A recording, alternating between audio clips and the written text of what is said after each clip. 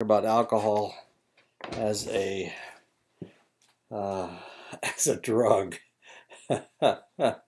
Okay, let's go ahead and get started.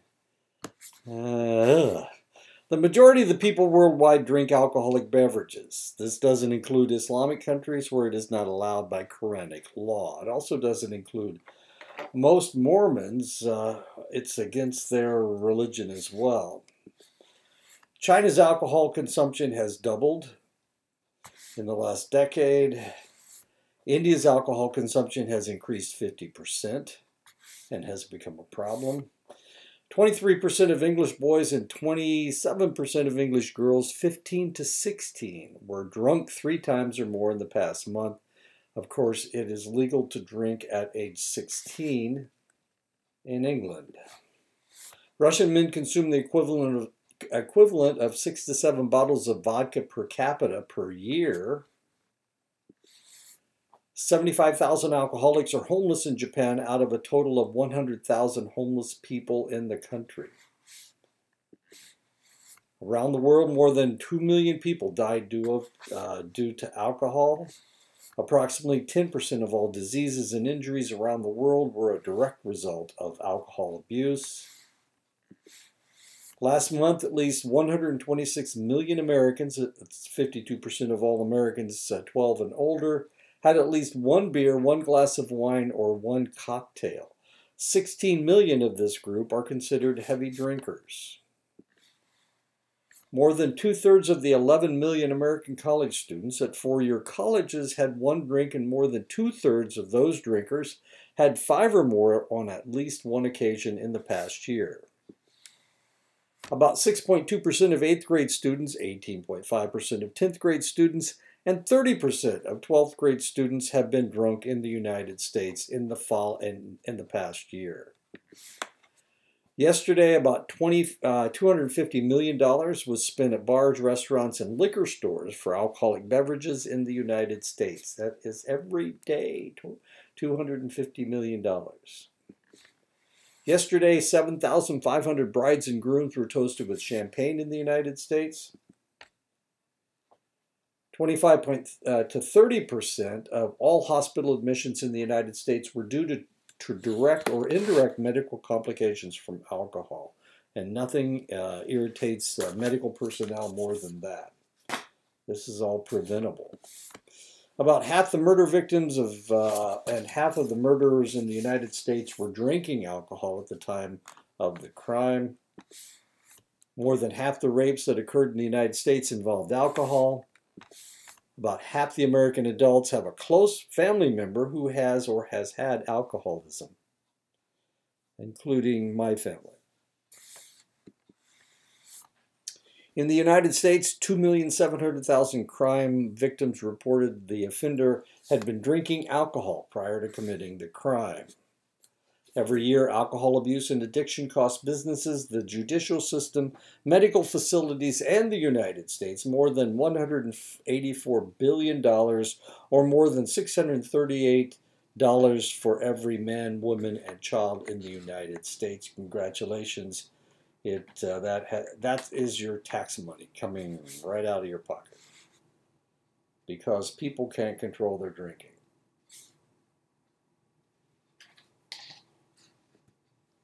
Alcohol may be as old as civilized man. Evidence of fermented beverages have been found in China that are at least 9,000 years old. A beer recipe was found in ancient Mesopotamia that dates back 7,400 years.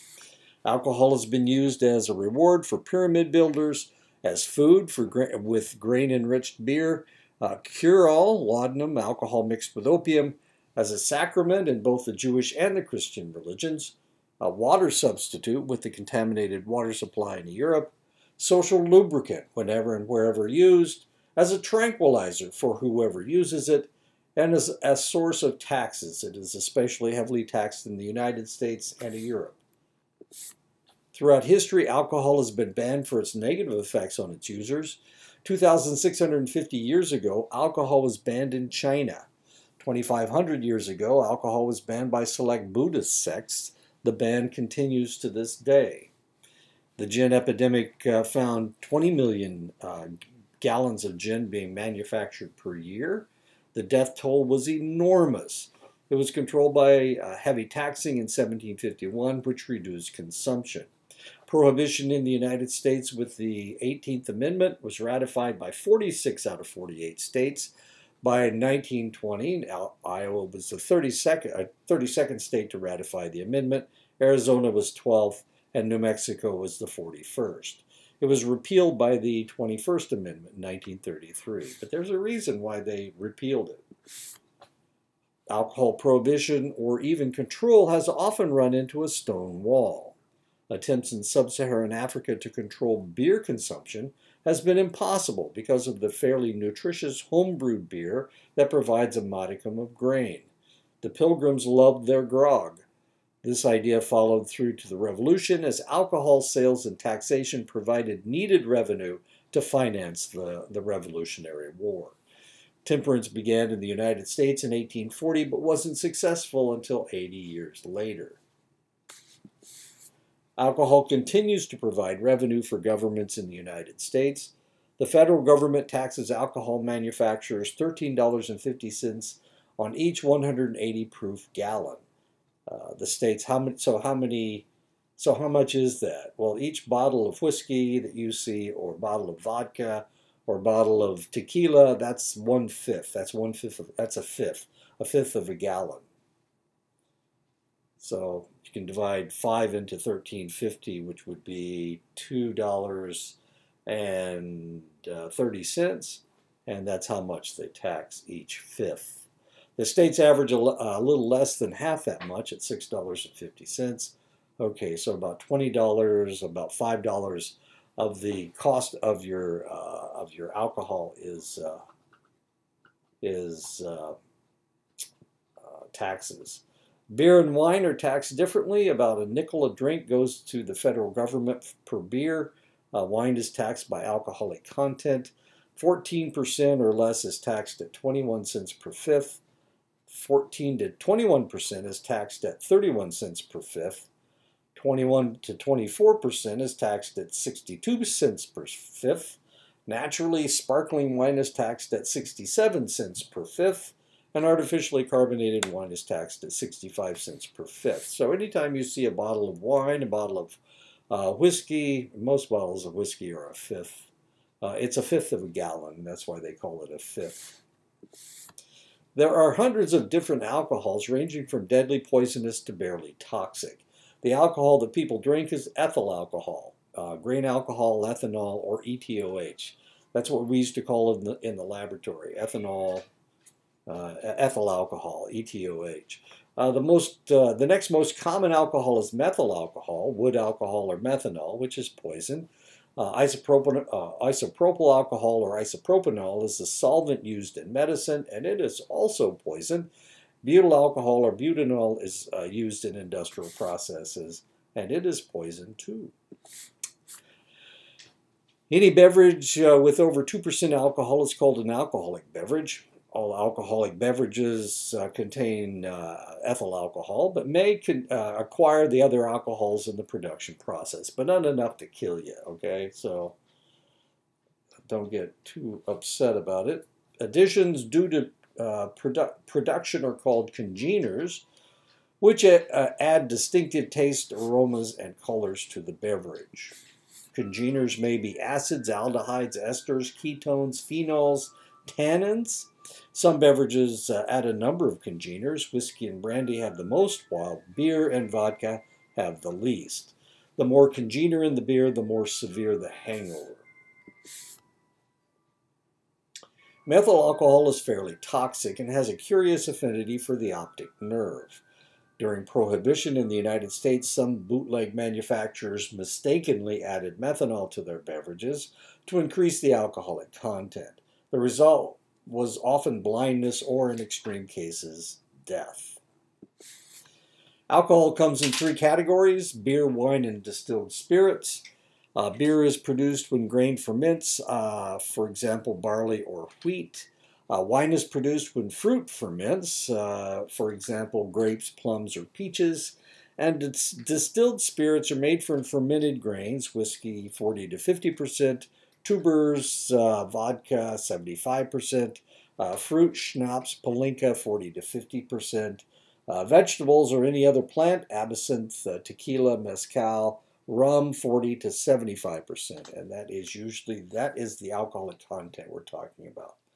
So whiskey has about 40 to 50% alcohol, schnapps and palinka 40 to 50%, absinthe, tequila, mezcal.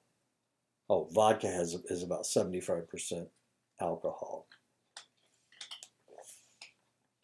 It can be made from distilled spirits can be distilled from other fermented beverages, and usually it's wine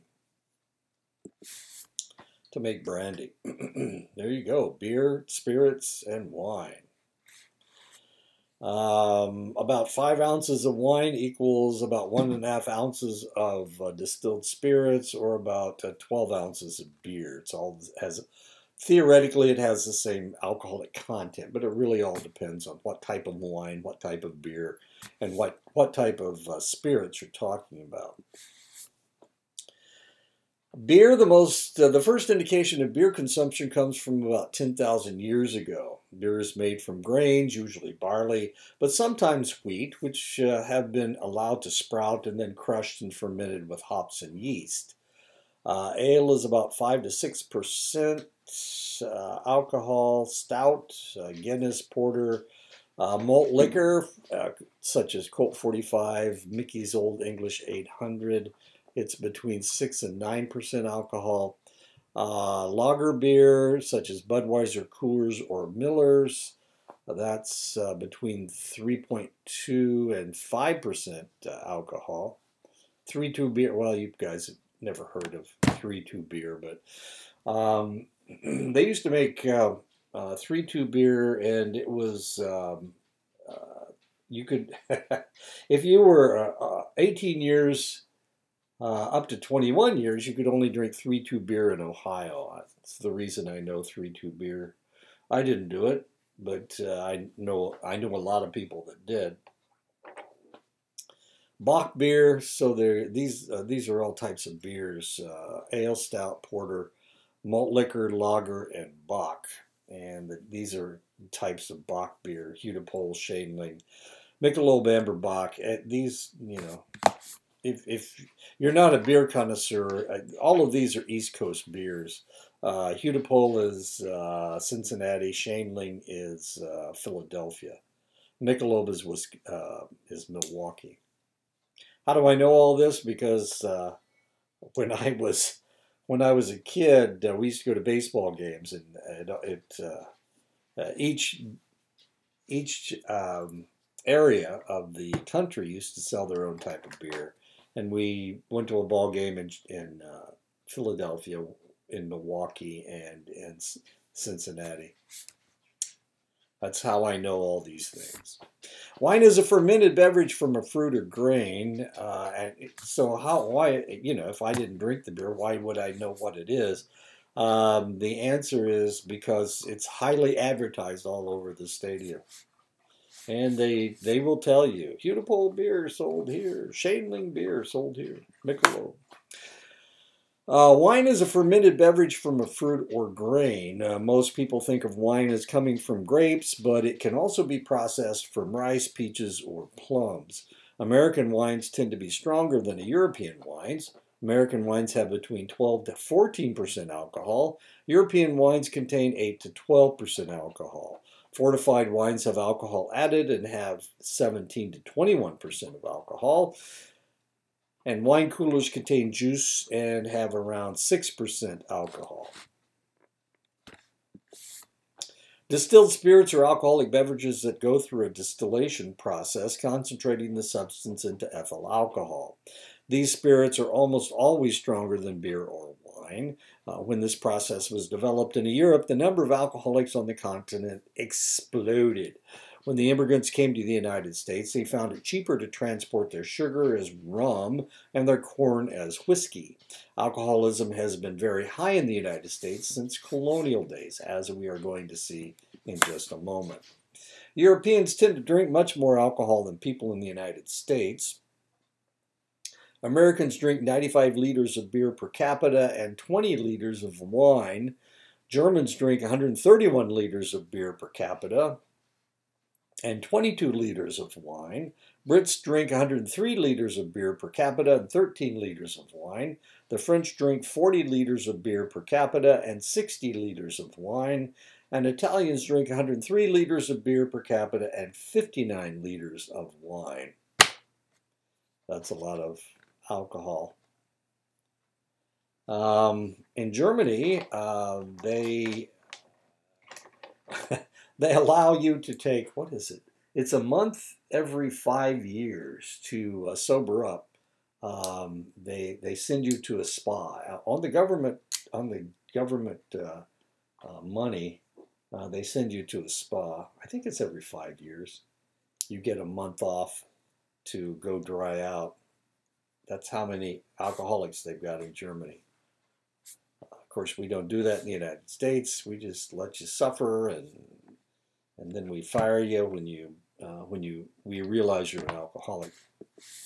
Alcohol is absorbed all along the gastrointestinal tract, in the stomach, in the small intestine, in the colon.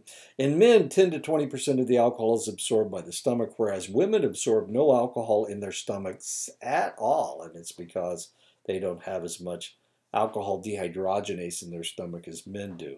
Most men's alcohol and almost all of women's alcohol is absorbed through capillaries in the wall of the small intestine. Because of the different processing of alcohol for males and females, a woman who consumes the same amount of alcohol and weighs the same as a man will still maintain 30% more alcohol in her bloodstream. Women have a greater problem than men because women have a lower percentage of body water to dilute the alcohol. Women have less alcohol dehydrogenase in their stomachs to break down the alcohol. Women's hormonal fluctuations can make them more or less susceptible to alcohol's effect. Women absorb more alcohol during their premenstrual period than at any other time during their cycle. Alcohol does greater damage to women than men. Female alcoholics have death rates 50 to 100% higher than male alcoholics. And it's because of the size. Men tend to be larger than women. The alcohol that is absorbed into the bloodstream is partially metabolized by the liver. The alcohol that is not metabolized by the liver moves easily through the capillary walls and can enter any organ or tissue because the molecules are small, it is water soluble, it's also lipid soluble, so it gets into your brain tissue. Alcohol will readily cross the placental barrier and pass into the fetus's bloodstream, so whatever mommy drinks, baby drinks too. After imbibing, the individual will have the highest concentration of alcohol 60 to 90 minutes after the last drink. Rate of absorption determines the degree of effects, which can be influenced by the body weight, body fat, body chemistry, emotional state, health status, temperature, and barometric pressure. So the lower the barometric pressure, the faster the alcohol is forced into your system. The hotter it is, the faster it moves into your system as well. That's mainly because you're sweating and you're drawing off some of the water, and you don't have that water in your system to dilute out the alcohol. Absorption in drunkenness can be increased by increasing the volume or rate of drinking, of course. Drinking on an empty stomach, using high alcohol percentage drinks, drinking carbonated beverages such as champagne, tonic water, or pop with your drink, warming the alcohol such as sake, which is rice wine. Smells like yeast too. It's kind of interesting. You can slow absorption or lessen the effects of alcohol by eating before or while drinking. You need to eat things with fat content, and the alcohol will get into the fat. Meats, milk, cheese, any other fatty foods will soak up the alcohol. Diluting the drink with ice water or juice is another good way of lessening the effects of the alcohol. 2 to 10% of the alcohol will be excreted through before metabolism occurs. The remaining 90 to 98% of the alcohol is metabolized through oxidation by the liver and excreted through the kidneys and lungs. And if you've ever worked in an emergency room, that's the first thing that you notice. Well, of course, the only alcohol you're around is the isopropanol, and it doesn't taste or smell doesn't smell anything like ethyl alcohol. So when somebody comes in with ethyl alcohol on their breath, or you can smell it on their skin, it's fairly obvious. They're breathing that stuff. And you can even smell it in their blood. If you draw a unit of, or don't draw a unit, if you draw a tube of blood and you pop the cork, you can smell the alcohol in the blood. So ethyl alcohol is broken down by alcohol dehydrogenase, and it creates acetaldehyde. Acetaldehyde, if you add, then acetaldehyde dehydrogenase is added to the acetaldehyde, creating acetic acid. Acetic acid mixes with oxygen to create carbon dioxide and water. Acetaldehyde is a substance that resembles formaldehyde and is very toxic to the liver. Wow, that's great. Let's pickle your liver. It has been speculated that American Indians may have a high alcoholism rate and advanced cirrhosis because of disruptions of the acetaldehyde dehydrogenase and alcohol dehydrogenase systems.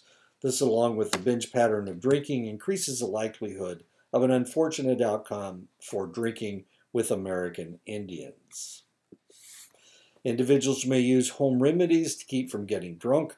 Aspirin inhibits metabolism of alcohol, and when used as a prophylactic to lessen the possibility of a hangover, actually causes the individual to become drunk faster.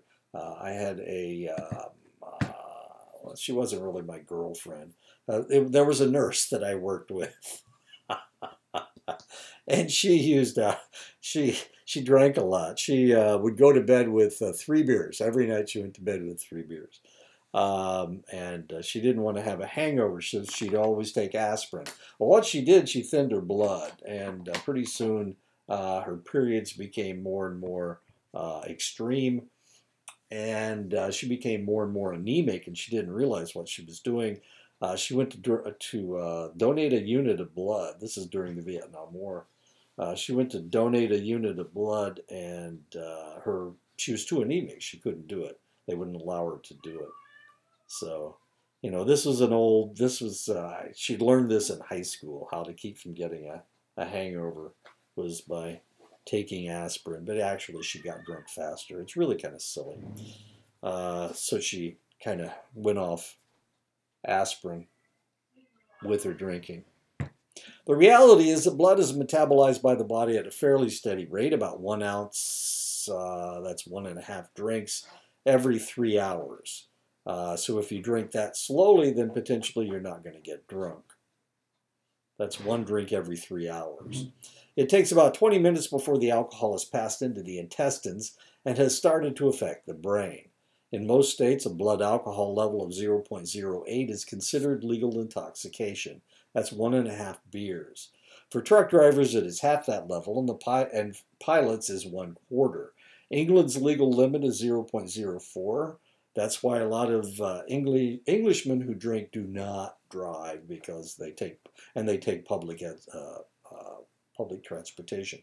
Norway's legal limit is 0.10, but in Norway, if you ever are caught with drunk driving, then they suspend you for life. They will take your driver's license away forever. The rest of Europe is 0.025. Australia's legal limit is 0.05. Small amounts of ethyl alcohol, or even infrequent bouts of intoxication, have little, if any, negative effects. Though level of alcohol use is safe for someone who is pregnant, any mental or physical problems that an individual has can be aggravated by alcohol. Some are allergic to alcohol and its congeners. Some have a high genetic or environmental susceptibility to addiction. Some have a history of abuse and addiction. Alcohol increases the probability of breast cancer. in women, not in men. Therapeutic uses, it's used as a solvent in medications because it is fat and water soluble. It can be used as a topical disinfectant. It can be used as a body rub to reduce fever, alcohol reliever for nerve-related pains, pain reliever for nerve-related pains, I'm sorry. Can be used to halt premature labor. In hospitals, of course, they use magnesium sulfate. So if somebody starts labor prematurely, you can give them a beer, which is not, well, anyway, you can do that to stop their labor. Kind of silly. Why do people drink? They think it tastes good, to quench their thirst, to relax muscle tension, to warm themselves up. It dilates blood vessels and increases blood flow to subcutaneous tissue. That's why drunks tend to have a red nose. Red wines are full of antioxidants and work as an anti-inflammatory on the circulatory system. 1 to 2 drinks per day reduces the incidence of heart disease and plaque buildup.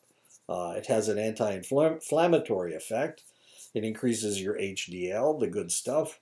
It changes the interaction of the lipoproteins, HDL and LDL. It decreases tension, of course. These effects are even true in the most serious alcoholics. These people die from or with enlarged hearts, cirrhotic livers, and damaged brains. Health benefits of alcohol in viable women. Drinking increases the effects of estrogen on bone loss, giving them higher bone mass. 1 to 2 drinks per day lowers the risk of stroke. Heavy drinking actually increases the possibility of stroke. It can add to relaxation and decrease the time it takes to go to sleep. Alcohol reduces REM sleep and decreases dreaming, making the individual feel less rested the next day. Chronic drinking of alcohol increases the risk of sleep apnea. Not everybody has the same psychological effects with alcohol. It can depend on the environment used, the mood of the individual prior to drinking, the general psychological makeup of the user. It tends to lower inhibitions. It increases self-confidence. It promotes sociability. It calms the individual. It relaxes the individual. It sedates the individual. It reduces tension. For someone lonely, depressed, angry, or suicidal, alcohol acts as a depressant. It deepens negative emotions with disinhibiting effects, makes them more verbally aggressive, physically aggressive, and they can become more violent. Even low to moderate doses can impair judgment when driving and result in vehicular crashes. It can lead to high-risk sexual activity. Neurotransmitters affected by alcohol. Alcohol initially causes a release of serotonin, raising mood. Excess use depletes serotonin, causing depression. Dopamine is released, giving a surge of pleasure. That's D1, D2, and D3 receptor sites in the mesolimbic reward pathways. Alcohol causes a release of norepinephrine, resulting in positive mood and raised self-esteem. Medenkephalin is released during reducing pain. Glutamate release is pleasurable, reinforcing drinking. Endorphins and anandamides are released, reinforcing the drinking. NMDA receptors are inhibited, impairing memory. GABA is released, lowering inhibitions and slowing the brain. So if you want a slow brain and impaired memory, drink to excess. Alcohol and sex. At low doses, alcohol increases desire in both males and females. It can intensify orgasms in females, not in males. It decreases erectile function and delays ejaculation in males. Alcohol has long been mythologized as a sexual lubricant, though its effects should not always lead to this reality. Unfortunately, among adolescents, 39% of males and 18% of females believe that a drunk female is fair game to have sex forced on them. 39% of males, 4 out of every 10 males, and 2 out of every 5 females. That's not right. 2 out of every 10 females. My math is a little off. High blood alcohol levels can cause intoxication, but experienced drinkers can mask the effects of alcohol for a brief period. Binge drinking is consuming 5 or more drinks in one sitting for males and 4 or more drinks in one sitting for a female. 44% of college students admit to being binge drinkers. 21% of college students admit to binging frequently. Binge drinkers between 21 and 25 average 18 binges a year. Binge drinkers between 18 and 20 average 15 binges a year. For many people who drink frequently, 5 drinks will not get them drunk. So we're talking about binging here, and these guys aren't supposed to do it, or it's illegal for them to drink. But here they are binging 15 times a year.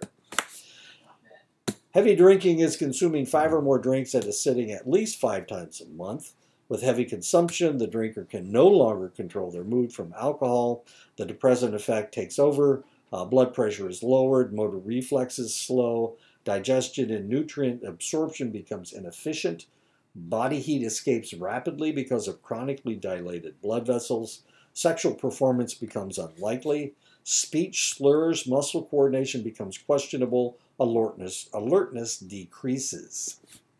High doses of alcohol, blood alcohol level of 0.12 may cause mental confusion, mood swings, loss of judgment, emotional turbulence, slurred speech, loss of emotional control, disturbed REM sleep and dreaming, fatigue during the day, insomnia at night, bedwetting, which is always fun, apnea in the form of snoring. Alcohol consumed at high doses rapidly can lead to alcohol poisoning at a blood alcohol test level of 0.40. This will cause a depression to the central nervous system, which will cause unconsciousness. They may go into a coma. They may go into a respiratory arrest or cardiac failure, and of course they may die. When other depressants are in the system, such as opiates or sedative hypnotics, metabolism is slowed and the possibility of death increases. And of course, every year, college students who are joining fraternities are forced to chug-a-lug tequila or whiskey or whatever. And a lot of times alcohol poisoning occurs. I've seen this several times, unfortunately. And there's nothing you can do. They bring them in a coma. And there's no way you can get that alcohol. You can't dilute it out of their system. It's already moving. It's already in their small intestines. And you can't get it out. So all you can do is watch them and hope for the best. But, you know, the alcohol is going to increase. Remember, you're the drunkest 60 to 90 minutes after you drink your last drink. So that stuff is still moving into your system. If you've already gone into a coma and you took your last drink 30 minutes ago, then you're going to get worse. You're going to get drunker in the next 30 minutes. And that's when we get them. And that's when we try to save them. But there's not anything that we could do to dilute their system. We can put them on an IV, but it rarely works. Alcohol poisoning kills kids. Anyway. With the novice drinkers with a low tolerance, the deadly effects of alcohol will begin at a lower blood alcohol test level, around 0.20. Respiration severely slows. The abuser goes into a semi-conscious state. Vomiting occurs. So that just gets the alcohol out of their stomach. Remember, the alcohol moves into your small intestine after about 20 minutes because it's a liquid and it just gets dumped into your small intestine fairly readily. The abuser may aspirate vomitus, blocking the lungs or leading to introduction of acidic substance contaminating the lung tissue. The result may be pneumonia or death. About 1/3 of all drinkers and 2/3 of all drunks experience blackout. During blackouts, a person seems to act normally and is awake, but afterward cannot recall anything that was said or done. Blackouts are caused by an electrochemical disruption in the brain. Even a small amount of alcohol might lead to a blackout. Blackouts are considered an early indication of alcoholism. A partial recall of events is known as a brownout. And we used to see this on the Fort Belknap Reservation all the time.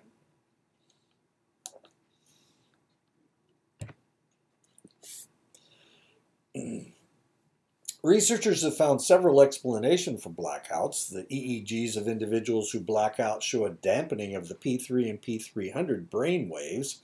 Women who have suffered a sexual trauma at an early age were more likely to drink and were more likely to black out when they did drink.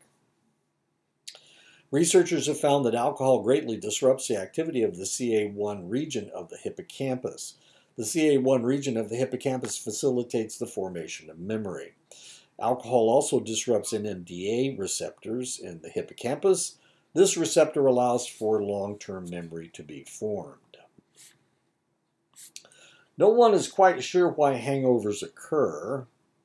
It has been speculated that the more congeners in the alcohol, the more likely the individual will suffer from a hangover, though even pure alcohol will leave someone with a hangover. And of course, that is a substance known as Everclear. We used to get pure alcohol when I was in the service. Pure alcohol is between 180 and 200 proof. We used to get pure ethanol because they used it to make medications in the pharmacy. So if they were trying to create a drink that you could actually drink, they would have to dilute it about 1-to-1, which would make it, what, 90 proof? About the strength of vodka. Well, vodka is 75%. That's 120 proof. 150 proof? Well, anyway, let's not worry about it. I'm not a drinker, so none of this stuff means anything to me, except I keep teaching this stuff. Alcohol does irritate the stomach lining, and this might contribute to the intestinal symptoms. Other symptoms and results include low blood sugar, dehydration, tissue degradation. The bottom line, however, is that the more alcohol consumed, the more severe the hangover. Hangovers are the most severe many hours after the alcohol has been completely eliminated from the system. Causes nausea, vomiting, headache, thirst, dizziness, mood disturbances, abbreviated sleep, sensitivity to light, sensitivity to noise, dry mouth, inability to concentrate, a general depressed feeling. And there you go. This guy's drunk. Chronic high-dose users are the most likely to suffer from hangover. At least his face is cool. The best way to control the side effects of alcohol is to control the amount of alcohol consumed. The elimination of alcohol from the system is a constant 0.25 to 0.33 ounces of alcohol eliminated per hour. Hangovers are caused by an imbalance of hormones, enzymes, body fluids, and body systems. Until these come back into equilibrium, the symptoms will persist. Whoops. Body fluids and sugar levels can be replaced with fruit juices. Analgesics can reduce the headache pain. Nothing works on hormones. Nothing works on body systems. Nothing works on enzymes. Recovery can only come with time and rest. Tylenol should be avoided because it can do additional liver damage when alcohol is present in the system, and that's why you either use Advil or aspirin instead of Tylenol. You're doing double damage to your liver. Chronic alcohol usage does more damage to the entire neurochemistry and cellular system of the body than any other psychoactive substance. And this is what a normal liver looks like, and this is what a cirrhotic liver looks like. Now, the strange thing is, yeah, it's the same shape. This one's about twice as big as this one is. You can see how cute it is. Alcohol especially affects the digestive system and liver because it is the organs of these systems that deal with the alcohol in its purest form.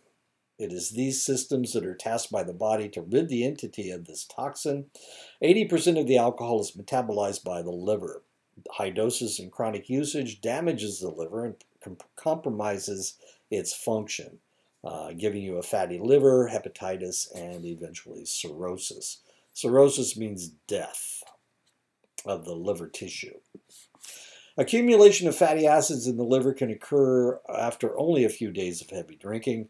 While abstinence will reduce the accumulated fat, constant abuse can lead to fatty livers. About 20% of alcoholics and heavy drinkers will develop fatty livers.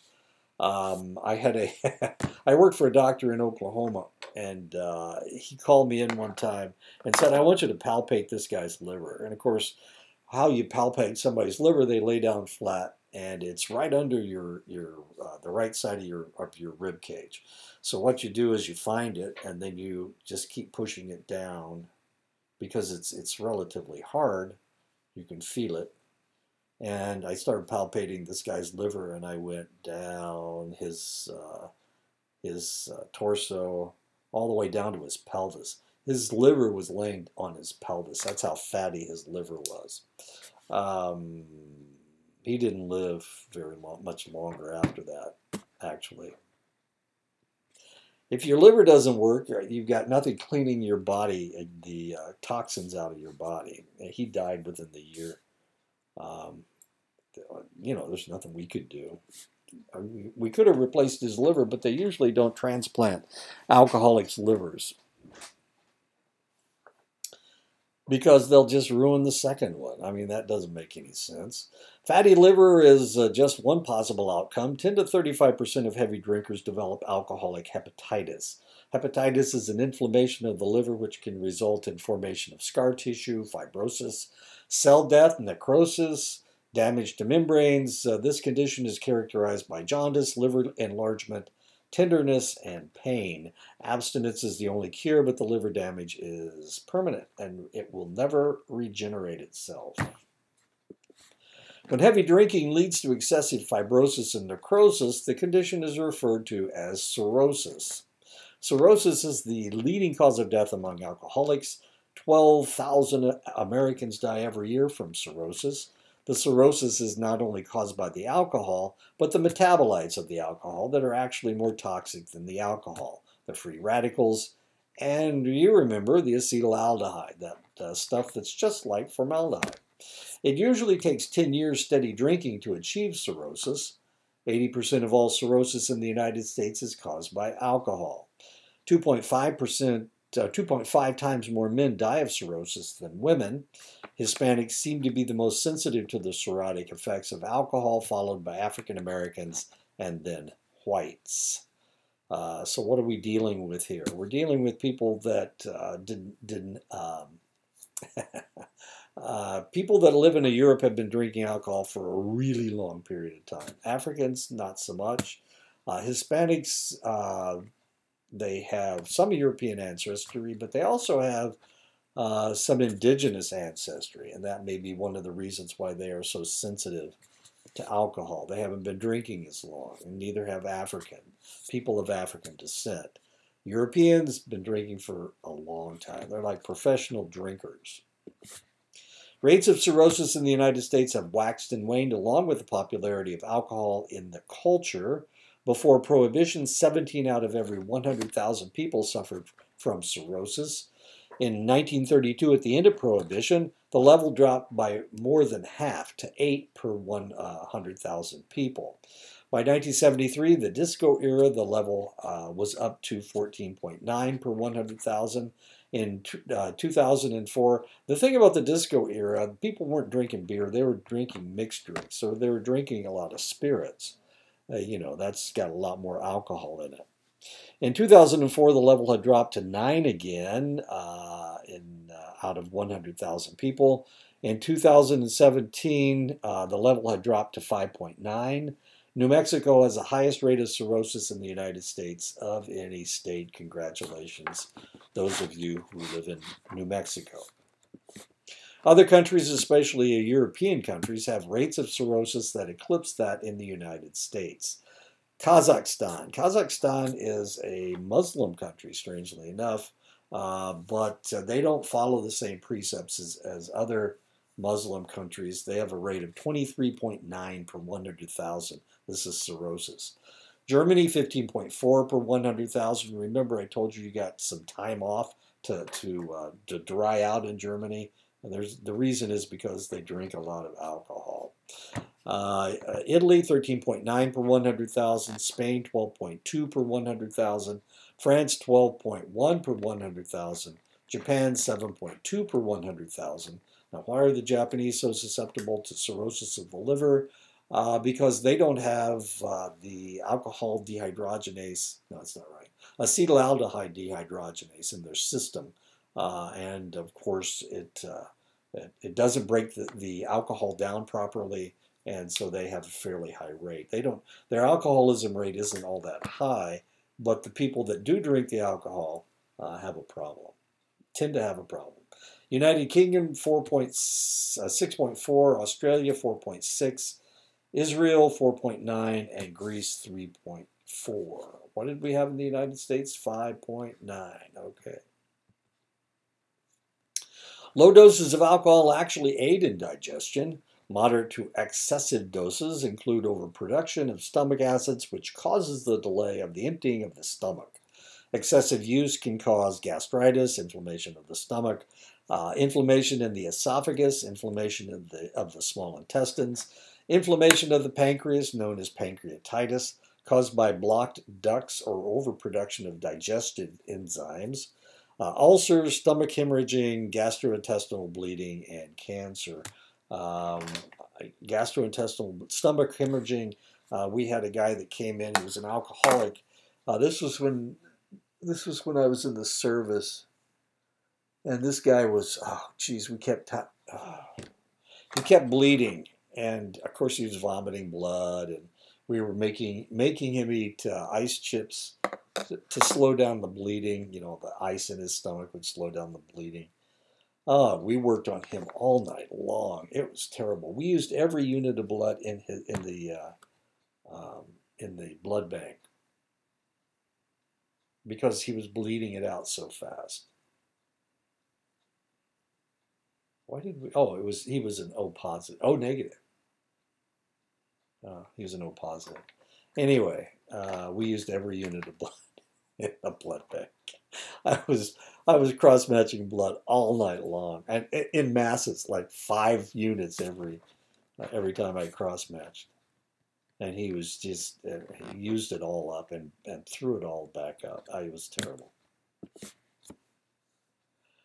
And then we finally got him stabilized, and he checked himself out of the hospital, went downtown, and went to a bar, and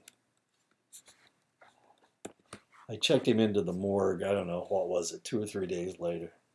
Strangely, you can live on alcohol as each drink carries about 150 calories. But it tends to be poor nutritionally, as there are few vitamins, minerals, or proteins. Beer has proteins in it. Some people use beer as a training to train for athletics. Heavy drinkers can receive half their calories, little nutrition from their drinking. B1 deficiencies can lead to beriberi, heart disease, peripheral nerve degeneration, pellagra, which has to do with your teeth, your gums, scurvy, and anemia. With heavy usage, intestinal complications may occur, which can result in secondary malnutrition, where nutrient absorption is impaired. Alcohol is so toxic that the liver must work overtime to rid the body of its effects. Unfortunately, the other important function of the liver is to store glucose for emergencies in the form of glycogen. With the stress of metabolizing alcohol, the liver is too busy to produce and store glycogen. Because of this, alcoholics may suffer from hypoglycemia, especially if they are drinking their sustenance. If the individual is taking insufficient nutrition, the extra carbohydrates in the alcohol can cause hyperglycemia, making you diabetic. Light to moderate. Well, the thing about hypoglycemia is that it looks like depression, and it looks like schizophrenia because it causes all this. It causes problems in your the neurons of your brain. So, you know, it doesn't look normal. Light to moderate drinking of alcohol actually can help the heart. Chronic heavy drinking can lead to heart disease by a factor of 6 times, hypertension by a factor of 2 to 3 times, cardiac arrhythmia, cardiomyopathy, and large, flabby, inefficient heart. My sister had cardiomyopathy. It was caused by cancer. She had cancer of the uterus. Alcohol damages the striated muscles of the heart. The hearts of heavy drinkers are often twice the size of a normal heart. 80% of heavy drinkers have heart muscle abnormalities, though only 2% suffer from full-blown alcoholic heart muscle disease. Stroke and other intracranial bleeding, usually within 24 hours of heavy drinking. Country and Western star Hank Williams drank himself to death at age 29. Yankees baseball star Mickey Mantle drank himself to death at 64 after getting a liver transplant, which was ill-advised, and they're still arguing about that. He should never have gotten that liver. He should never have wasted that liver. Singer Billie Holiday was 44 when she died of alcoholism. F. Scott Fitzgerald, the author of The Great Gatsby, drank himself to death at 44. Zelda, his wife, the first flapper of the 1920s, drank herself into a sanatorium at 30 and spent the last 18 years of her life in and out of institutions. Richard Burton was a famous actor and twice the husband of Elizabeth Taylor. He died at 59 from a lifetime of heavy drinking. Errol Flynn was a famous actor of the late 30s and 40s. He died of alcoholism at age 50. Truman Capote was the author of In Cold Blood and the subject of the movie Breakfast at Tiffany's. He died of alcoholism at age 60. Jack Kerouac was an author from the 1950s and one of the original beat writers. He wrote the 50s classic On the Road. He died of alcoholism at age 47. English singer Amy Winehouse died of alcohol poisoning at age 27 in 2011. Country singer Keith Whiteley died of a heart attack induced by an adult life of heavy drinking at age 34. Vern Troyer of Mini-Me fame from the Austin Powers movies committed suicide by ingesting copious amounts of vodka and tequila at age 49. Jeff Hanneman, the thrash metal band Slayer, died after a life of heavy alcohol consumption at age 49. Alcohol kills brain cells by limiting the brain's ability to use glucose and oxygen, though low moderate doses don't seem to cause permanent damage. Heavy doses cause direct damage to nerve cells. Malnutrition caused by alcohol will not only damage brain cells, but brain chemistry as well. Brain atrophy has been documented in up to 100% of alcoholic autopsies. And I've seen this. I've done the autopsies. It is not pretty. And it smells. You can smell the alcohol actually in the brain. Dementia is a result of prolonged heavy, well, actually, it's more like formaldehyde. Oh, well. Dementia is a result of prolonged heavy drinking as well. Heavy drinking can lead to two serious brain maladies, Wernicke's encephalopathy, which causes, it manifests itself in delirium, imbalance, visual problems, and ataxia, the inability to coordinate movements in the lower extremities. Also, it causes Korsakoff psychosis, disorientation, memory failure, and confabulation. Confabulation is repetition of false memories. Epilepsy is also related to heavy alcoholic intake. Epilepsy is 10 times more prevalent among alcoholics. The reproductive system and sexual desire are also affected by alcohol, whereas light drinking actually lowers inhibitions and increases desire and the intensity of orgasms. Heavy drinking decreases desire and lessens the intensity of orgasms. Research with heavy female drinkers found that 36% only had orgasms 5% of the time. Chronic drinking can inhibit ovulation, decrease gonadal mass, delay menstruation, cause sexual dysfunction, promote infertility, increases the chances of spontaneous abortion. Whereas low to moderate drinking can lower inhibitions and enhance the psychological aspects of sexual activity in men, chronic heavy use can lead to the inability to perform. Research found that 71% of alcoholics suffered from erectile dysfunction compared to 7% of abstainers. Chronic heavy usage leads to a lowered testosterone and an increased estrogen level. This is really interesting. It lowers your testosterone, but it increases your estrogen. It causes male breast enlargement, testicular atrophy, low sperm count, loss of body hair, loss of sexual desire. Performance anxiety once sexual activity is resumed is very common in men who are former alcoholics. The most serious effects may be social. Drinkers tend to socialize mainly in bars and at parties where normal sexual relationships are circumspect because of these problems right here. While the connection between breast cancer and drinking is questionable, the possibility of developing cancers in the areas that come in contact with the alcohol is 6 times greater than those who do not imbibe. Mouth cancer, throat cancer, esophageal cancer. These cancers are 7 times more likely for those who use tobacco but do not drink. For people who drink and smoke both, the possibility of developing these cancers increases by a factor of 38. And of course, liver cancer is very common among alcoholics. Alcohol leaches minerals from the body, leading to a greater risk of fracture. Myopathy, muscle inflammation, can be caused by chronically imbalanced electrolytes due to alcohol consumption. Dilation of blood vessels near the skin can lead to a chronic reddish complexion, while the toxic effects of alcohol may lead to thinning of the skin.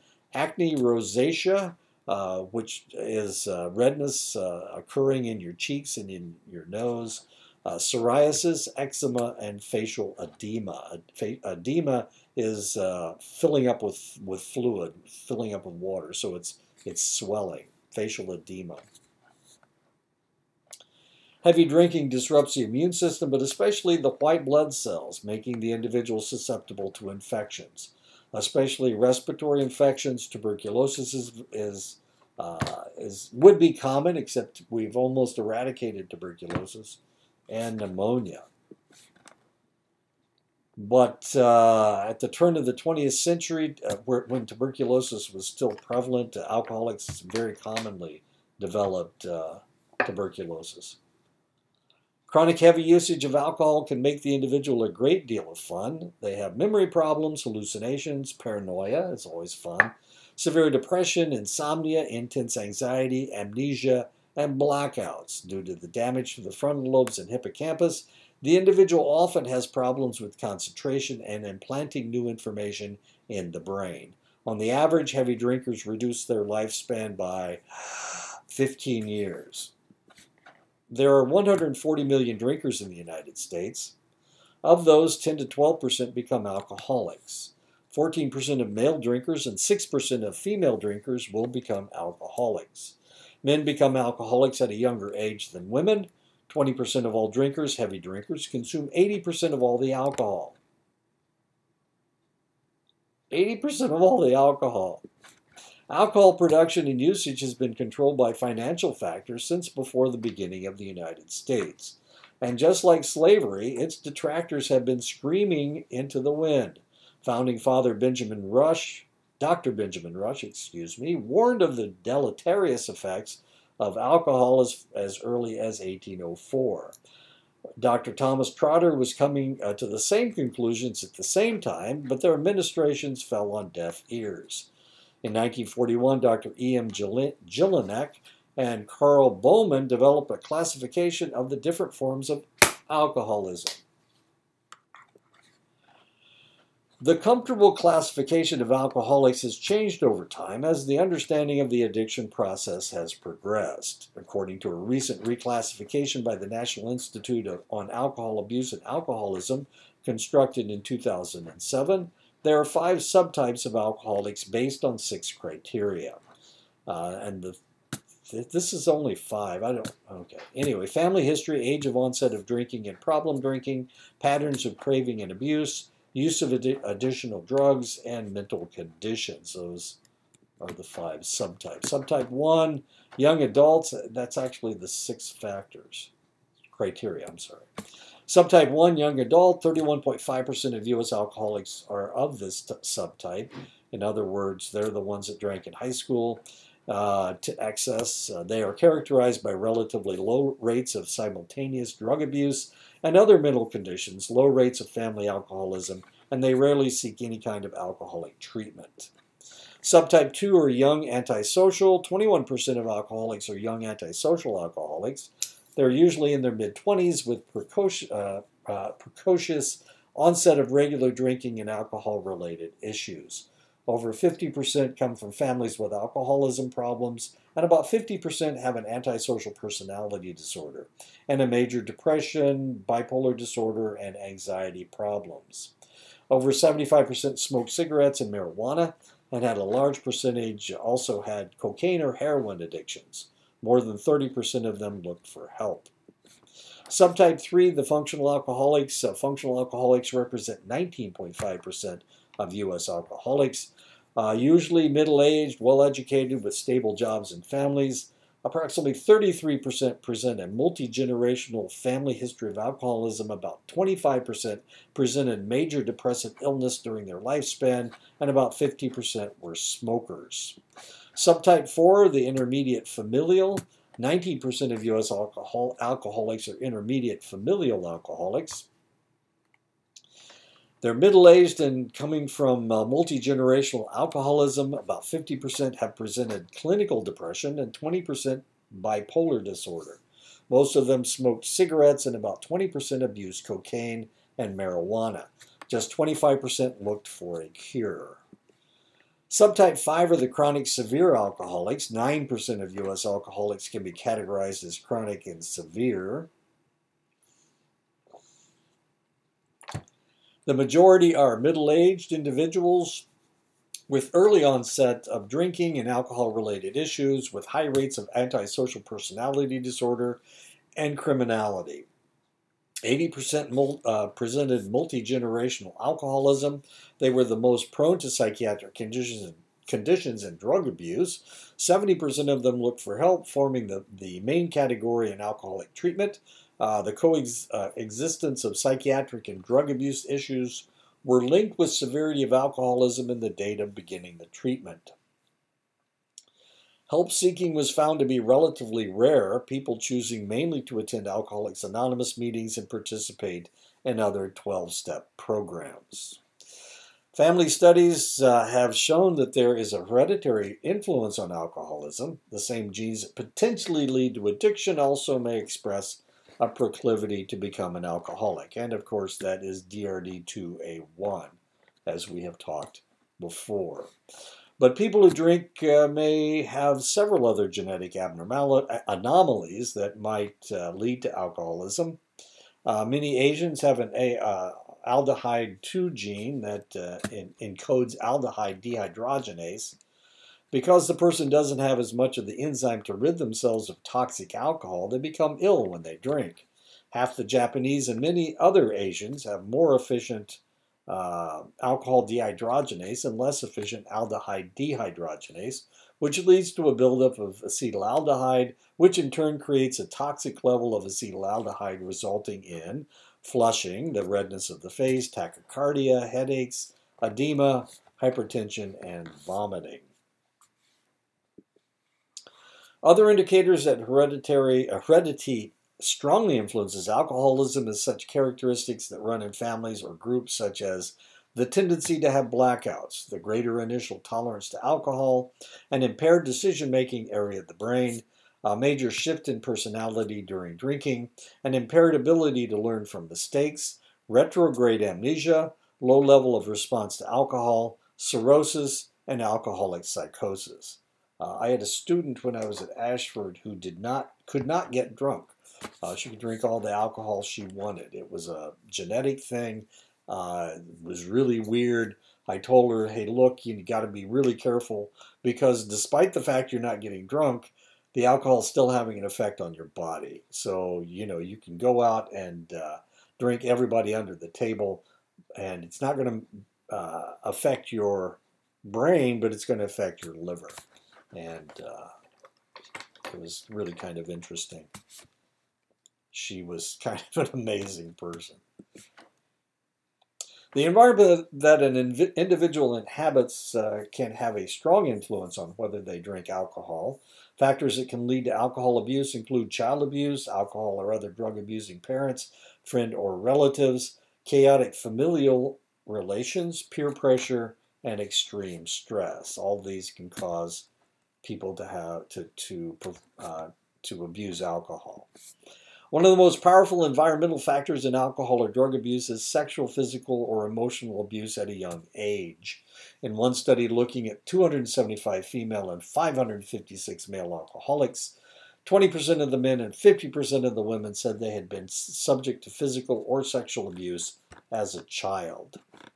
When someone drinks alcohol, their brain-body neurochemistry changes. The brain body will try to protect itself from the effects of alcohol by developing a tolerance to the substance. The drinker will develop metabolic tolerance by metabolizing the alcohol more efficiently. The liver of the drinker will manufacture more enzyme to break down the alcohol and the metabolite acetaldehyde. This also accelerates the breaking down of other drugs, including prescription medications. When someone drinks alcohol, their brain, pharmacodynamic tolerance takes place in the brain when brain neurons and other cells become resistant to the effects of alcohol by increasing the number of receptor sites for GABA in the brain, becoming less sensitive to alcohol.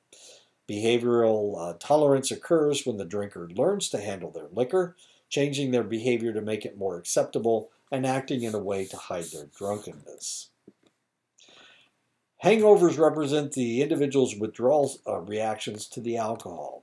85 to 95% of those experiencing withdrawal will have only minor symptoms: rapid pulse, sweating, increased body temperature, hand tremors, anxiety, depression, insomnia, nausea, or vomiting.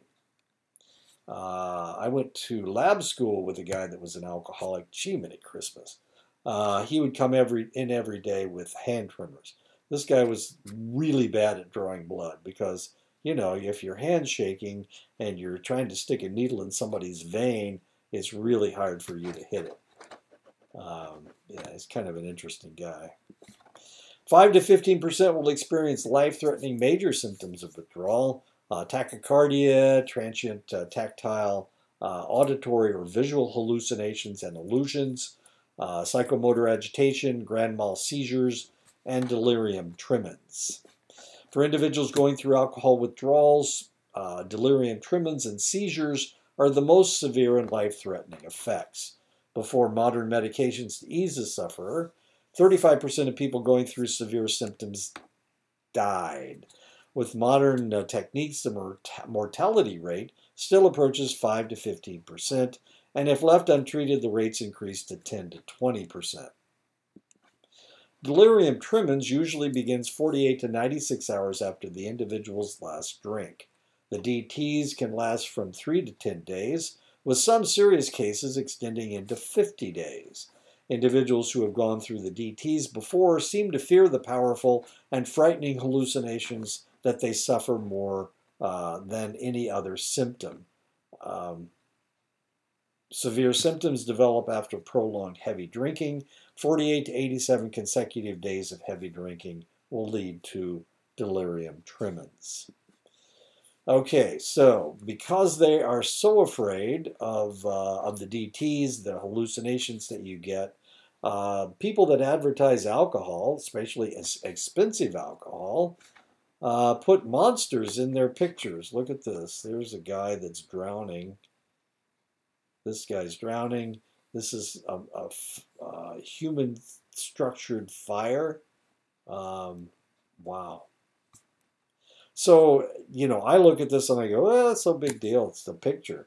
But if I had ever had the delirium tremens, this guy drowning in the water, and this monster walking along, that would remind me of my DTs. And this is Jack Daniels. This is not as, you can see it. There are monsters in the ice cubes. Very common. And here's a face right here. That would means nothing to me. It means probably nothing to you. But if we had ever been alcoholics, that would scare the crap out of us. Drinking alcohol creates a neurotransmitter. So, and of course, you know, if you're not an alcoholic, you don't even see this stuff and you don't really care. So, you know, so is Jack Daniels and Johnny Walker and Gentleman Jack, are they all trying to get you to buy more alcohol? No, they're not working on us. Remember, 20% of all drinkers drink 80% of the alcohol. Red Fox said he knew that he was an alcoholic when he drank a fifth of vodka one day and didn't get drunk. He knew he was an alcoholic. You know, the rest of us, we take one drink of vodka and we're pretty much snockered for a couple beers. Drinking alcohol creates a neurotransmitter crisis in the brain because alcohol increases the effectiveness of GABA, which blocks the chemicals that induce energy. The person becomes drowsy and the bodily functions become depressed. The brain, however, compensates by increasing energy chemicals and creating a state of hyperarousal. When withdrawal takes place after heavy alcohol usage, the hyperproduction of the energy and feel-good chemicals reverses itself and they are produced at lower levels than normal. The decrease of energy chemicals causes tachycardia, anxiety, increased muscular activity, hypertension, seizures. The activity of serotonin is a good example. Serotonin is reduced 30% when heavy drinkers stop drinking, causing anxiety and depression during withdrawals. Over the last century, many sociological experiments have been conducted to reduce the effects of alcohol abuse, raising the drinking age, techniques to lower the child abuse in the home, limiting the sale of alcohol, working to lower the stress in everyday life. Most illicit drug users also drink. Most alcohol abusers use other drugs. A study in Europe in 2003 found that 600 adolescents of the 600 drug users, 80% used both marijuana and alcohol. A similar study in the United States of adolescents in treatment found that 96% used alcohol with other drugs. A study in 2006 in the United States found that among heavy drinkers, 32.2% used illicit drugs at the same time. 80 to 95% of drinkers also smoke cigarettes, while 70% of the alcoholics are heavy smokers, as compared to 25% of the general population. I used to play softball with this lady that wasn't a drinker and she wasn't a smoker, but when she was a social drinker, and when she went to the bar and had a beer, she had to smoke. It was the weirdest thing in the world. This lady never smoked unless she was at a bar and had a couple beers. I played softball with her. It was really kind of strange. Tobacco and alcohol are used to facilitate social situations. There you go, just like in the bar. When alcohol and marijuana are used together, it accelerates relaxation. Drinking before using cocaine will prolong and intensify the effects of the cocaine, though it increases a predisposition for violence. Alcohol will facilitate an individual's ability to come down off the methamphetamines. Compulsive gamblers drink while gambling, or they gamble while they're drinking. Unfortunately, many times people with mental disorders will use alcohol to relieve their symptoms. Among men and women who are alcohol dependent, 4% suffer from bipolar disorder, 4 times the figure of the general population. 5.3% of general public suffer from major depression, while 28% of the people diagnosed with alcohol dependence suffer from major depression. 16.4% of the general public suffer from anxiety, while 37% of alcohol-dependent people suffer from the malady. However, it is difficult to draw direct parallels between alcohol and mental illness, because the effects of alcohol mirror or can create mental problems. Heavy drinking disrupts the neurotransmitters in the reward pathway that lead to feelings of well-being. Opioid peptides, dopamine, serotonin, and GABA. In one detox center, 70% of the alcoholics were originally diagnosed as suffering from depression. After abstinence of a month or more, the depression diagnosis had dropped to 30%. Any psychiatric diagnosis must always take into account the possibility of drug-induced symptoms.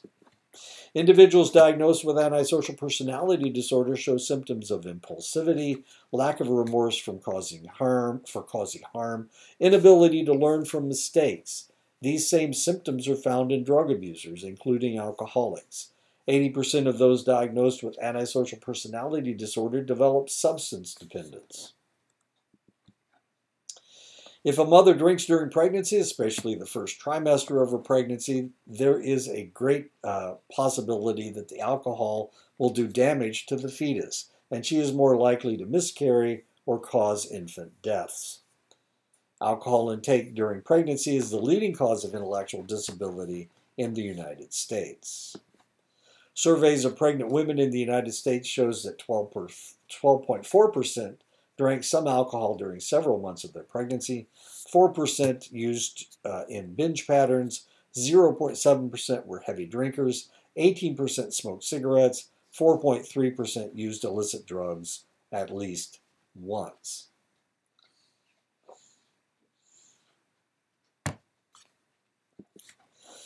One study of 293 infants born with fetal alcohol syndrome, an alcohol-related neurodevelopmental disorder in Portland, Oregon, showed 89% were using alcohol with at least 2 other drugs, 49% were using alcohol with cocaine, 100% were smokers, most were single mothers, most were high school dropouts, most had a history of sexual and or physical abuse, many had a history of drug or alcohol abuse in the family, many had learning disabilities that may have come from substance abuse effects when they were in the womb. In a study of FAS at the University of Washington, 2 groups of infants were followed into adolescence. By the age of 5, 38% of the children's biological mothers had died of alcohol-related causes. By the time the group reached adolescence, 69% of the biological mothers had died of alcohol-related causes. Alcohol consumption during pregnancy can cause 3 varying degrees of problems: fetal alcohol syndrome, alcohol-related neurodevelopmental disorder, and alcohol-related birth defects. Fetal alcohol syndrome is the most severe: retarded growth, facial deformities, problems with heart and limbs, central nervous system involvement, potentially lowered IQ with a range of 20 to 120, and a mean of 79. All 3 of these problems are referred to as fetal alcohol spectrum disorders. This is a baby with a normal brain, wasn't exposed to alcohol. This is a baby that its brain was pickled by its mother. This is a corpus callosum right here. This nice big structure right there. This kid's got none. No corpus callosum. Look how involved this kid's brain is. Oh my goodness gracious. All those convolutions. And look at this brain. This is a normal child's brain. This is a child suffering from FAS. You can see the differences as in size and in structure. A child who suffers from the less severe forms of FAS, ARND or ARBD, may have an IQ ranging from 49 to 142 with a mean score of 90, though they will have other problems. Difficulty with short-term memory, problems storing and retrieving information, difficulty forming links and making associations, problems making judgments and forming relationships, difficulty controlling temper and aggression, oversensitivity to bright light, loud noises, sharp smells, textures, and tastes of food. Worldwide FAS rates range from 0.33 to 2.9 cases per 1,000 births, though the figures vary by country and the use of alcohol. In the United States, the rates of 0.2 to 1.5 per 100,000 births, Asians and whites have 1 to 2 per 1,000, African Americans 6 per 1,000, American Indians 10 to 120 per 1,000, depending on the region and the tribe. The region and the tribe that is the worst are the Northern Plains Indians, the people living in Idaho, well, not Idaho, North Dakota and Montana primarily. Northern Plains Indians. The incidence of ARND and ARBD are about 3 times that of FAS in all groups in the United States. The most destructive time to consume alcohol for the fetus is the 3rd week through the 8th week of gestation, when the brain is forming, the corpus callosum is forming, the basal ganglia is forming, brain cell migration and organization are taking place. During the 2nd trimester, the facial features are forming and can be deformed by alcohol use. During the 3rd trimester, the hippocampus is forming, which might impair the encoding of visual and auditory information. The most destructive method of drinking for the fetus is to drink in a rapid manner. It is the concentration that is destructive, and drinking in that manner intensifies concentration. This is binge drinking that we're talking about. Studies have shown that 7 drinks per week is a minimum baseline for negative neurobehavioral effects. But if the mother is consuming all of their alcohol in a binge pattern, the pattern becomes more important than the volume. During the growth period, alcohol contact for 4 hours is enough to kill brain cells. The only logical drinking pattern for a pregnant woman is total abstinence. When I was working in Omaha, Boys Town Institute was doing studies with fetal alcohol syndrome. This is when they first developed it back in the 80s and 90s. They first realized that there was a problem, and the individual that was doing the research kept coming into the laboratory. We talked to him all the time. And strangely enough, he was an alcoholic. But of course, he was a guy, so what did he care? Yeah, and he said that alcohol has a strange affinity for fetal brain tissue. Alcoholic fathers can also transmit mutated genes in their sperm due to the consumption of alcohol. While this can't lead to FAS, male children can suffer from other intellectual and functional deficits, impaired verbal skills, impaired thinking processes, impaired planning skills, problems with visual spatial skills, problems with motor skills, memory deficits, learning impairment. Alcohol interferes with the main inhibitory neurotransmitter in the brain, GABA, which reduces inhibitions. People with pre-existing aggressive tendency will become more aggressive with the use of alcohol. 30% of the victims of violent crimes report that the perpetrator had been drinking alcohol before the offense. 15% of robberies, 26% of aggravated assaults, 50% of homicides. When arrested, alcohol levels of probationers was 0.18. When arrested, alcohol levels of local jail inmates was 0.20. When arrested, alcohol levels of state prisoners was 0.28. In a study from Memphis, Tennessee of domestic violence calls, 92% of the perpetrators had consumed alcohol the day of the disturbance. 67% of the perpetrators had used cocaine the day of the disturbance. Half had used alcohol and or cocaine, often during the last 30 days. Domestic violence. Alcohol encourages the release of pent-up anger, hatred, and desires that are normally controlled by society. The drunk's moral judgment and reasoning are impaired by the alcohol. 34 to 74% of perpetrators of sexual assault have been drinking before the assault. 30 to 79% of the victims of sexual assault had been drinking prior to the assault. In 2005, 40% of the motor vehicle fatalities involved alcohol. That's 16,885.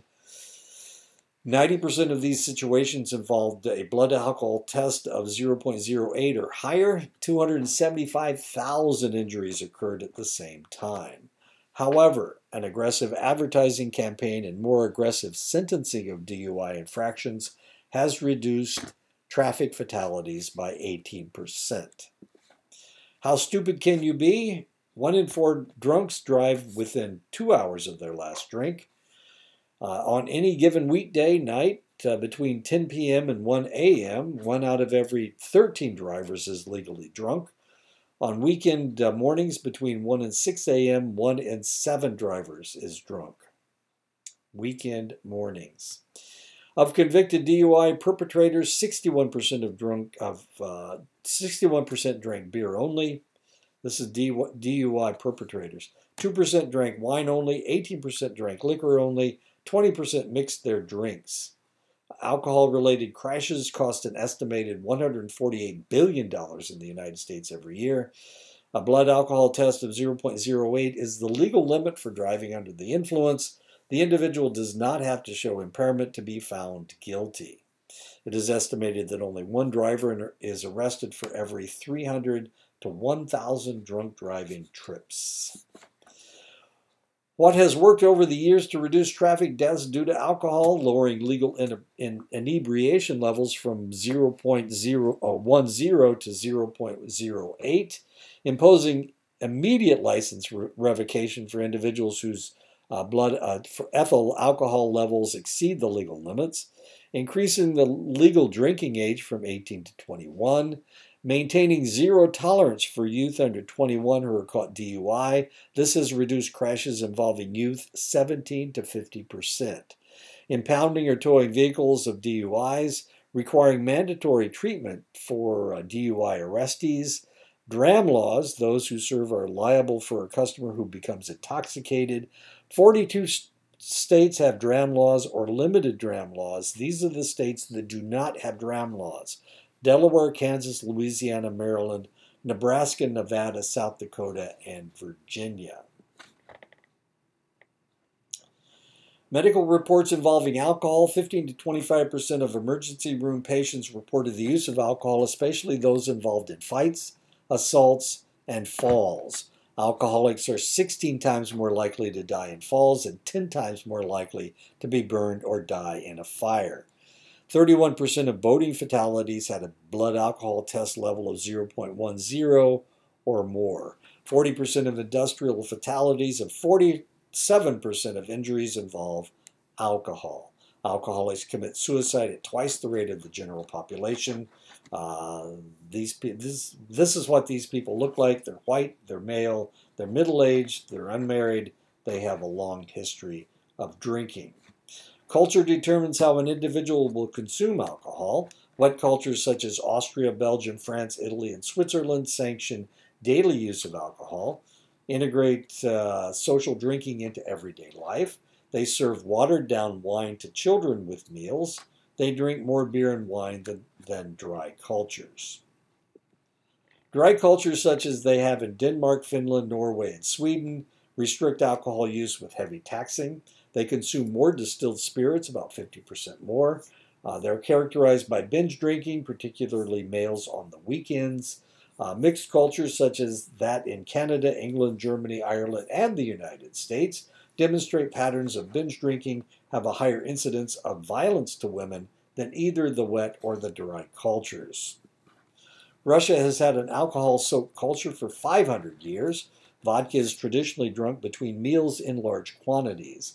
A form of prohibition that started in 1985 resulted in illegal manufacture and 11,000 alcohol poisoning deaths. The male life expectancy actually rose in Russia during the prohibition period.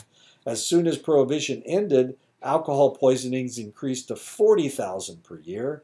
Male expectancy dropped 6 years in 1 year because of heavy drinking. 6 years. In England, 70% of the population drinks regularly. 2/3 of the consumption of alcohol is in the form of beer, usually warm, and they drink warm beer. They don't chill their beer. Recent attempts to curb the destruction of alcohol in the British public has been in the form of prohibiting happy hours, allowing the pubs to stay open past 11 p.m. to reduce the need for binge drinking, encouraging the English to reduce average consumption to 3 drinks a day. On the average, men drink more per drinking episode than women do. Men also tend to have more adverse social and legal effects from the alcohol. Women tend to increase their drinking after they pass 30 years old. Even when they are dependent on alcohol, women drink 1/3 less than men who are dependent.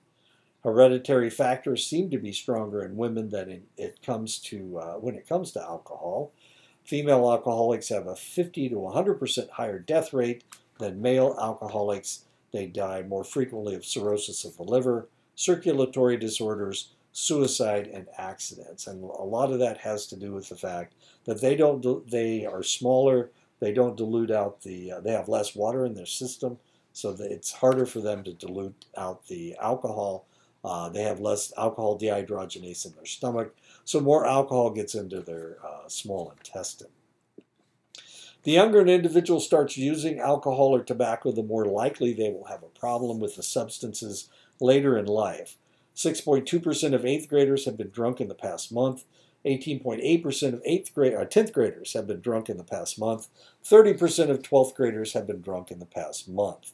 The immaturity of, and all of that is illegal, by the way. The immaturity of the adolescent brain can lead to unwise decisions. When disinhibiting factor of alcohol is thrown into the mix, the individual is more likely to drive drunk, to have unplanned pregnancies, and to perform sexual aggression. Drinking during adolescence leads to limited emotional growth. College students are adolescents into their junior year. 44% of our best and brightest admit to binge drinking. About half the binge drinking college students admit that their grades fall into the C to F range. Many also admit to missing class on a regular basis. A national study showed a direct correlation between the number of drinks consumed per week and the individual's grade point average. Women were more sensitive to the deleterious effects of alcohol on their grades. 86% will show the same pattern of drinking that they developed in high school. By graduation, the college-educated drink less than their non-college attending peers. Males binge more than females, 48.6% compared to 40.9%. 50.2% of white students binge as compared to 34.4% of Hispanic students, 26.2% of Asians, and 21.7% of blacks. Fraternity residents binge at 75.4%. Dormitory residents binge at 45.3%. Off-campus residents binge at 54.5%. Married residents binge at 26.5%. College drinking leads to 1,700 deaths per year, 690,000 physical assaults, 599,000 injuries, 97 sexual assaults. Intelligence about drinking doesn't increase with age. 2,500,000 Americans have alcohol-related problems as patterns develop, sometimes as pre-adolescence can continue into old age. Alcohol can deplete bone density, especially in women who tend to be more susceptible to osteoporosis. Surprisingly, about 1/3 of all older people who drink didn't start until they were older. Asians and Pacific Islanders have the lowest alcohol consumption rate of any of the major racial or ethnic groups in the United States. 40% of the adult population are heavy consumers. Filipino and Japanese Americans are the most likely from this group to drink heavily. Koreans have the highest number of abstainers. African Americans have the second lowest percentage of heavy drinkers in their population at 4.2%, compared to whites at 7.4%. Only 40.8% of black males drink monthly compared to 56.5% of white males. Peak drinking seems to occur after the age of 30. Explanations of high levels of abstention among blacks may be their long history of strong spirituality and matriarchal family structure. 8.1% of Hispanic population consume alcohol at a heavy rate. Heavy alcohol use is highest among Mexican Americans. Past month use runs at about 46.7%. Binge drinking runs at about 25.8%. 6.2% of Hispanics can be classified as alcohol dependent. American Indians, Alaska Natives have drinking rates that greatly vary by region of the country and tribal affiliations. The heaviest drinking appears to occur among the Northern Plains tribes in Montana and North Dakota. Of the 10 leading causes of death, 5 are directly connected to alcohol abuse. Number 3 is unintentional injuries. Number 4 is diabetes. Number 6 is liver disease and cirrhosis. 8 is suicide. And 10 is homicide. For American Indian Alaska Natives, alcohol-related motor vehicle deaths are 5.5 times higher than the general population. Cirrhosis of the liver is 4.5 times higher. Alcoholism is 3.8 times higher. Homicide is 2.8 times higher. Suicide is 2.3 times higher. And that is the end of the lecture. I'll see you guys next week. We'll talk about the all-arounders.